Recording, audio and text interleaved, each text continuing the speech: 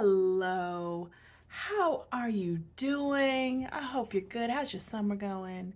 It's so much easier to pump out videos for me in the winter because you're just, inward bound. you know, um, in the summer, you're just out there having fun. I hope y'all out there having fun.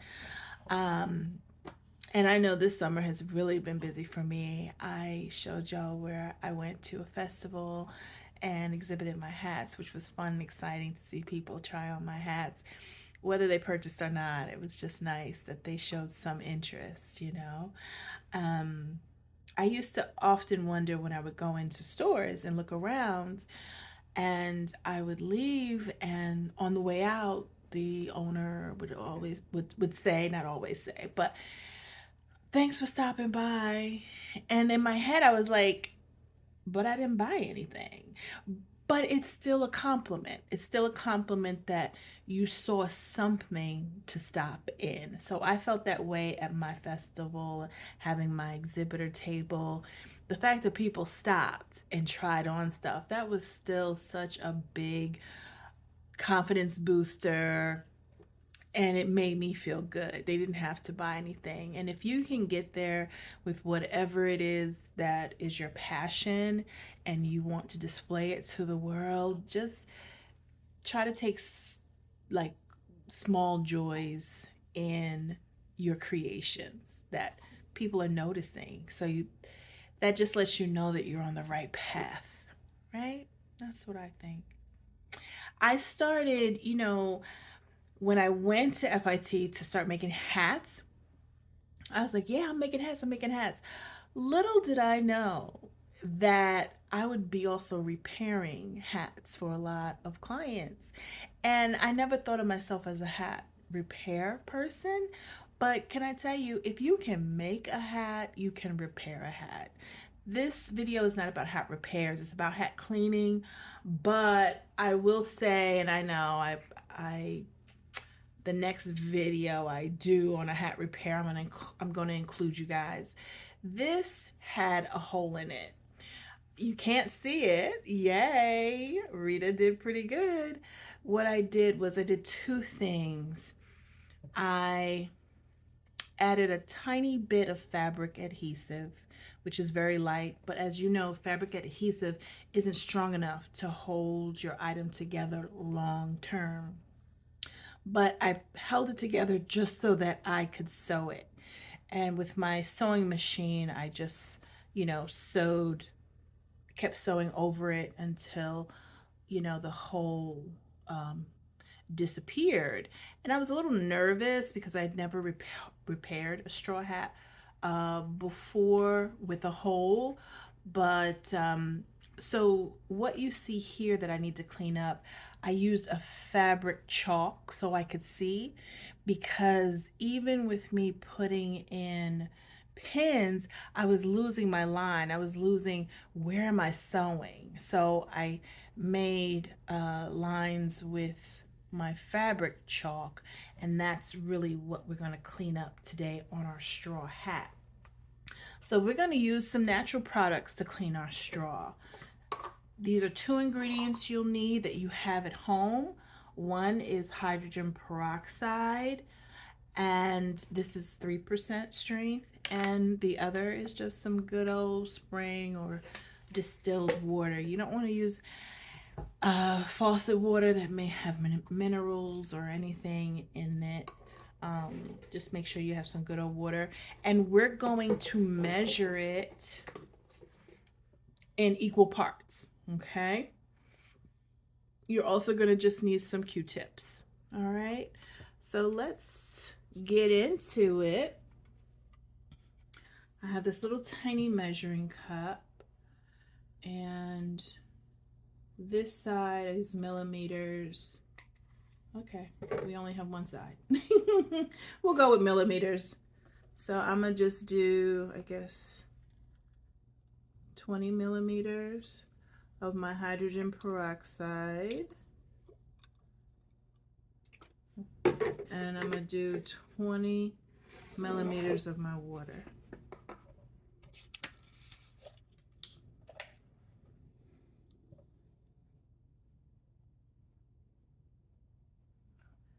Is it? Well, when I lay it, well, gotta put it on a level surface to see.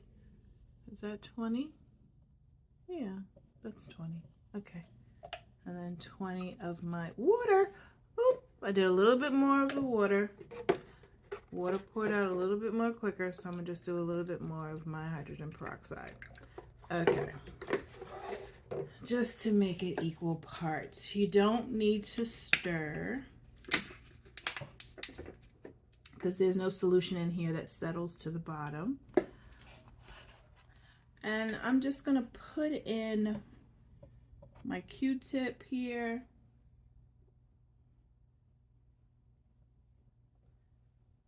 Just put it on a towel so it's not soaking wet. And then I'm just gonna kind of clean the grooves here of my straw.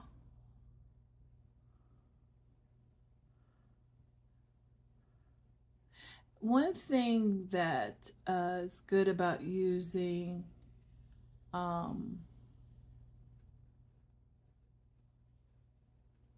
hydrogen peroxide and water is it's not going to change the color of your straw. So it's not going to give you a white spot or anything like that.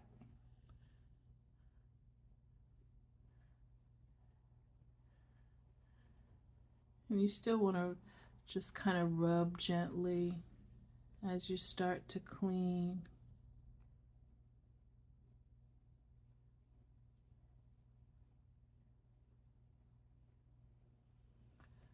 I can start to see it fade a little bit in terms of the blue, not the straw, but just the stain.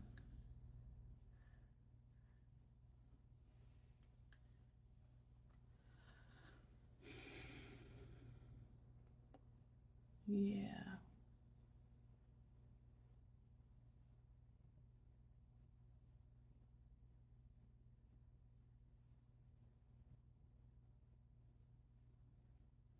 Can you see it starting to clear up a little bit? Now, I guess what looks dark is that it's a little damp.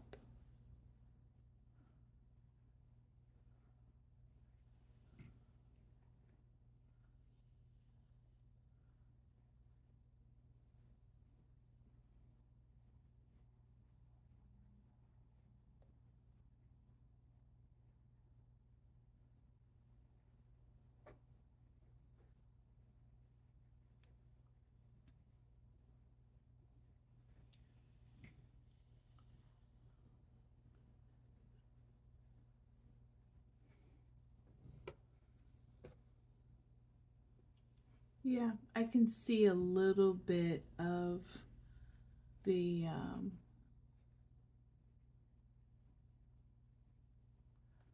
color on here.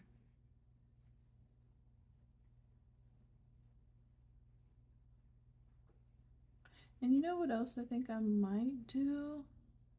I might just wet a rag with a little mild soap too, just in case.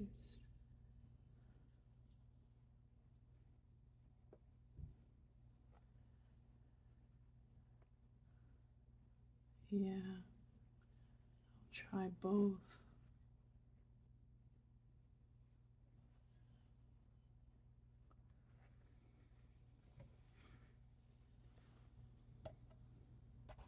It is on the underside too. Yeah. Definitely want to be gentle with it on both sides.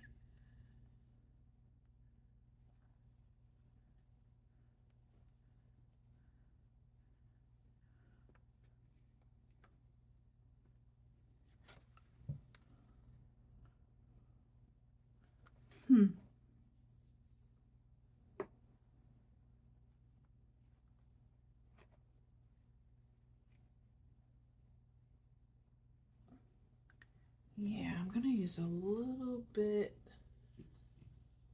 of the, yeah, I'm just gonna use a little tiny bit. We'll see what we have here. All right, so we were able to get a little bit more out with just a little mild hand soap and water. Once this dries, it's damp, I'm going to put some straw stiffener on it to seal whatever stitching that I did, sewing that I did there, to just kind of seal the coat. Yeah. So it has a very little tiny. Now, if you notice, it's more faint than it was previously. And yeah, I think this is the best we're going to get, because with straw, once you have stains, it kind of gets within the braid. You know what I mean?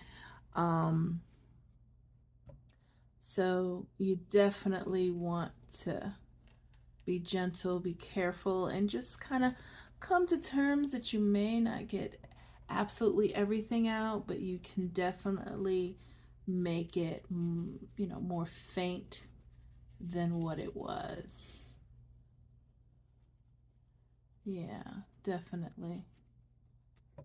Yeah. So that's definitely more faint than what it was, right, guys? I think so. I think we're making progress. That's the way the British say it. Progress. Americans say progress. Yeah. Okay. Yeah. I don't think that's too bad, guys. I really don't. Yeah, we'll seal the deal in a minute.